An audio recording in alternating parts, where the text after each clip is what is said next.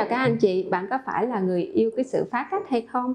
Thì thông thường cái sản phẩm gạch bông là luôn là những cái sản phẩm như là hình vuông, nó có thiết kế như vậy, nhưng mà Vietthai có rất là nhiều hình dáng về cái liên quan đến gạch bông như là gạch vảy cá, gạch lục giác, mẫu diamond vân vân, và có rất là nhiều hình dạng. Và hôm nay tôi sẽ giới thiệu cho các anh chị một mẫu gạch bông lục giác mà các anh chị yêu thích sự phá cách, hoặc là những cái mẫu gạch bông mà lục giác bất đối xứng thì luôn tạo ra những cái cảm giác là cái ngôi nhà của mình nó có những cái hiệu ứng 3D cực kỳ đẹp. Và với cái mẫu này thì ứng dụng trong không gian sống là các anh chị có thể tạo lót nền, ốp tường, hoặc là các anh chị cũng có thể là phối hợp với cái gạch bông trơn để tạo những cái điểm nhấn khá là thú vị. Và chúng tôi gửi đến cho các anh chị đây là một công trình mà chúng tôi đã cung cấp tại Singapore.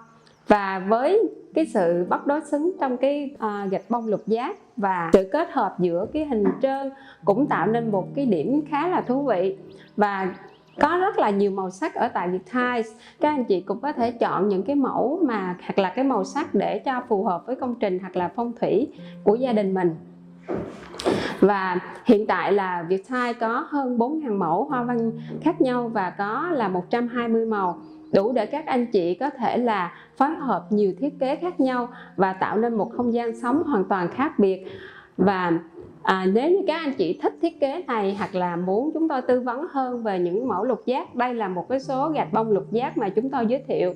Còn ngoài ra có rất là nhiều mẫu lục giác có hình học, có gạch bông khác nhau, và những cái mẫu gạch vuông thì cũng có rất là nhiều đa dạng, kích thước từ 20 hoặc là 25 hoặc là 40, có rất là nhiều cái sản phẩm như vậy, chúng tôi không thể chia sẻ hết.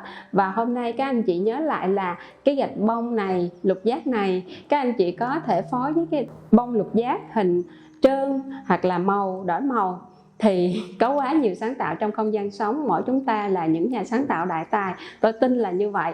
Và các anh chị cũng có thể là sẽ tạo cho mình một không gian sống đặc biệt. Và với cái sự dẫn dắt và tư vấn của kiến trúc sư cộng với Vietthai sẽ cho các anh chị giải pháp, thì tôi mong muốn rằng chúng tôi đồng hành với các anh chị để ra cho công trình đẹp để sống mãi với thời gian. Cảm ơn các anh chị đã lắng nghe. Mến chào các anh chị.